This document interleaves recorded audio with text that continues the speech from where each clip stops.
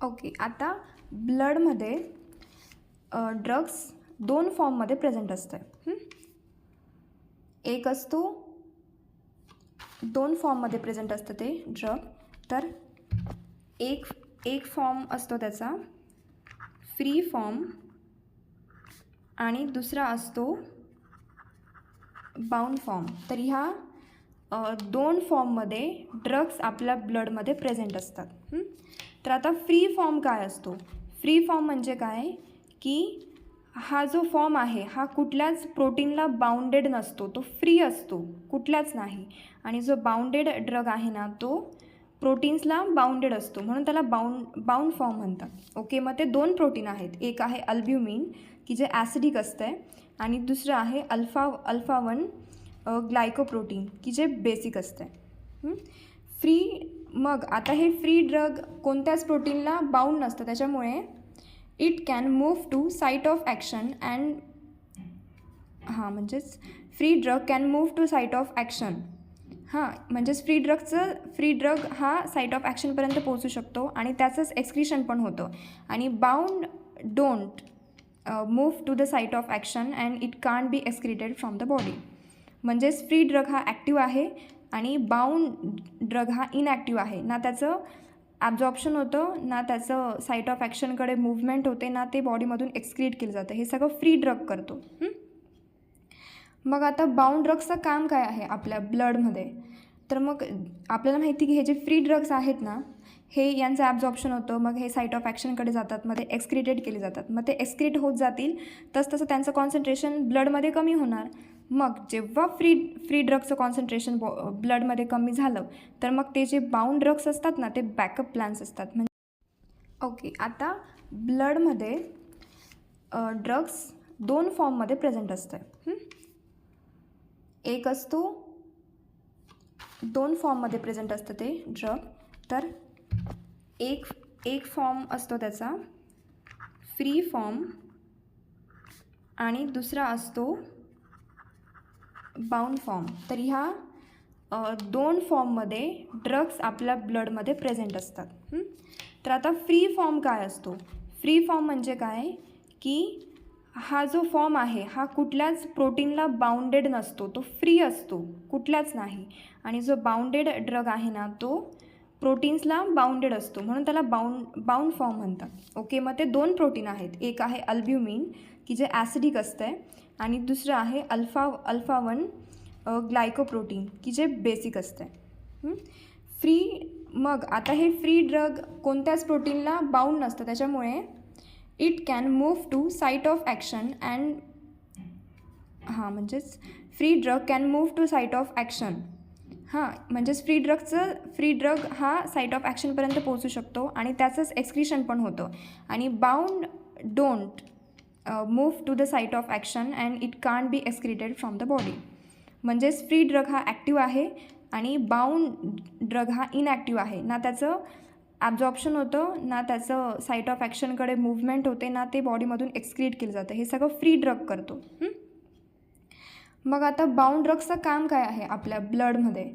तर मग आपल्याला माहिती की हे जे फ्री ड्रग्स आहेत ना हे यांचं ॲब्झॉर्प्शन होतं, मग हे साईट ऑफ ॲक्शनकडे जातात, मग ते एक्सक्रिटेड केले जातात. मग ते एक्सक्रीट होत जातील तसं त्यांचं कॉन्सन्ट्रेशन ब्लडमध्ये कमी होणार. मग जेव्हा फ्री ड्रग्सचं कॉन्सन्ट्रेशन ब्लडमध्ये कमी झालं तर मग ते जे बाउंड ड्रग्स असतात ना ते बॅकअप प्लॅन्स असतात. बॅकअप प्लॅन असतात म्हणजेच फ्री ड्रग्स जर संपले पूर्ण अमाऊंटमध्ये तर या बाउंड ड्रग्सचं नंतर कन्व्हर्जन होतं फ्री ड्रग्समध्ये आणि इन्क्रीज देअर कॉन्सन्ट्रेशन. म्हणजेच bound drugs are not useless, they are useful. If the concentration of free drugs is decreases then that bound drugs gets converted into the free drugs and increases their concentration. आणि ह्या bound फॉर्मलाच म्हणतात PPB म्हणजे plasma protein binding, which is very very important phenomenon. म्हणजे आपण PPBवरनं decide करू शकतो की ते ड्रग किती फास्टली आपल्या बॉडीमध्ये ॲक्ट करेल. ओके, सो आपल्याला माहिती PPB म्हणजेच बाउंड फॉर्म आणि बाउंड फॉर्म हा इनॲक्टिव्ह आहे. ओके, तर समजा जर PPB एक्सटेन्सिव्ह असेल एखाद्या ड्रगचा खूप जास्त असेल म्हणजेच त्याच्यामध्ये काय असणार की more bound form and less free form. Suppose फक्त 10% फ्री फॉर्म आहे आणि 90% बाउंड फॉर्म आहे. Okay, so more bound form, so less entry होणार साईट ऑफ ॲक्शनकडे किंवा टिश्यूकडे. ओके, मग आपण त्यालाच म्हणतो डिस्ट्रीब्युशन, म्हणजेच ड्रगचं डिस्ट्रीब्युशन कमी होतं आहे. ओके, त्याच्यामुळे डिलेड ऑनसेट, म्हणजेच त्याचं ॲक्शन हे खूप हळूहळू होणार त्या ड्रगचं. हां, जर PPB लेस असेल, म्हणजेच मोर फ्री फॉर्म अँड लेस काय म्हणतात बाउंड फॉर्म, तर अशा केसमध्ये आपल्याला माहिती एंट्री फास्ट होणार त्याची साईट ऑफ ॲक्शनकडे, त्याच्यामुळे डिस्ट्रीब्युशन वाढणार आणि thus fast response. Okay, so PPB this is very important which is bound form. समजा जर if patient has a nephrotic disease, suppose तुमच्याकडे एखादा पेशंट आला, हां, त्याला जर सपोज त्याला जर काही दुसरा डिसीज असणार, जसं की नेफ्रॉटिक डिसीज. नेफ्रॉटिक डिसीज काय असतं माहिती का, की ज्याच्यामध्ये आपल्या बॉडीमधून आहे ना युरिनच्या थ्रू काय म्हणतात अल्बुमिन लॉस्ट केलं जातं. मग आता आपल्या बॉडीमध्ये प्रोटीनच उरणार नाही ना, मग therefore no protein in blood, therefore no more bound form. Okay, जर आपल्या बॉडीमध्ये प्रोटीनच नाही राहणार तर मग त्याच्यामुळे प्रोटीन नसल्यामुळे बाउंड फॉर्मचं कॉन्सन्ट्रेशन खूप कमी होणार आणि फ्री फॉर्म ड्रगचं कॉन्सन्ट्रेशन वाढणार. इतकं वाढेल की दस इट कॅन प्रोड्यूस टॉक्झिसिटी.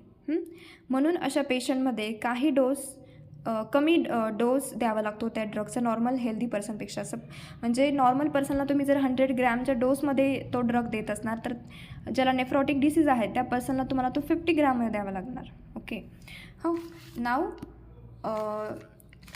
जर सेकंड केस बघू आपण. जर एखादा पेशंट असेल, त्याला जर काही इन्फेक्शन झालं असणार, तर त्याच्या बॉडीमध्ये APR जे आहे, म्हणजे अक्यूट फेज रिॲक्टंट, याचं कॉन्सन्ट्रेशन वाढतं. मग ते कशा केसेसमध्ये वाढू शकतं APR, तर APR ज्याची सर्जरी झालेली आहे, इन्फेक्शन आहे बॉडीमध्ये, मायोकार्डियल इन्फार्क्शन आहे, त्याच्यानंतर काही बर्न्स आहेत, निओप्लास्टिक डिसीजेस आहे, तर अशा पर्सन्समध्ये APRचं कॉन्सन्ट्रेशन वाढतं. ओके, आणि one of the most important APR is alpha one glycoprotein. म्हणजेच APR वाढते म्हणजेच त्याच्या बॉडीमध्ये अल्फा-1 ग्लायकोप्रोटीन, जे आपण मागे बघितलं होतं, हे अल्फा-1 ग्लायकोप्रोटीन की जे बेसिक असतं ते वाढतं आहे. ठीक आहे, म्हणजेच बेसिक प्रोटीन वाढतो आहे.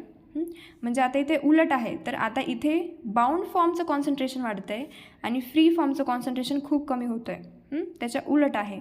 Therefore drug will not show effect completely. आता फ्री फॉर्म की जो ॲक्टिव्ह आहे ना, तो जर कमी होत आहे, तर इथे ड्रग आपल्याला ज्या डोसमध्ये आपण दिला आहे, तर तिथे तो त्याचं काम नाही करणार. उलट you have to increase dose, त्याच्या उलट करावं लागणार. Suppose to normal patient, if I give him 100 gram dose, then तर ह्या पेशंटला I have to give 120 gram और 130 gram to show same effect. Okay, so this is. आता आपण बघू की डायलिसिस हे इफेक्टिव्ह आहे की नाही अशा केसेसमध्ये, अशा ड्रग्समध्ये की ज्यांचं PPB हे हाय आहे. आता हाय PPB आहे म्हणजेच bound form. Okay, bound form म्हणजेच तिथे प्रोटीन असणार आणि डायलिसिसमधून प्रोटीन्स हे फिल्टर केले जात नाही, म्हणजेच dialysis is not effective in drugs with high PPB. तर हाय PPBचं एक एक्झाम्पल आहे बीटा ब्लॉकर्स.